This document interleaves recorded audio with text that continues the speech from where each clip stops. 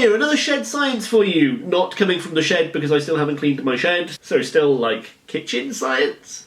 So normally with these experiments, I'd like you to try and do them at home, and I try and make it that you could do them at home. This one I don't think you should. Like, you can, as long as there's some responsible adults around, but really you shouldn't do this at home because there is a fire risk. I'm doing this experiment in my sink, and sinks are metal and don't catch fire, and I've removed anything flammable from next to my sink because I don't want them to catch fire. I have damp cloths nearby, and I have a fire extinguisher, so I should be good to go. I'm taking a lot of safety precautions to do this experiment, therefore you don't have to. But it's a fairly cool experiment. All you need is some tea bags. Although for this experiment you can't use the pyramid tea bags or the round tea bags, you want the foldy tea bags. They're the kind that come with a ridiculous amount of disposable packaging. I'm only using these because they are way out of date. It's either this or the bin. So these tea bags are perfect for this experiment. What you want to do is cut off the top and empty out the tea.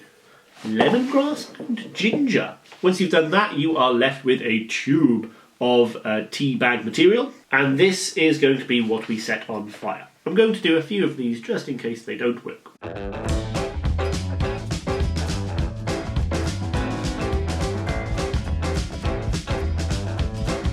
Okay, with all these in hand, let's head to the sink. So once you're ready, you light one of these bad boys on fire and watch it fly!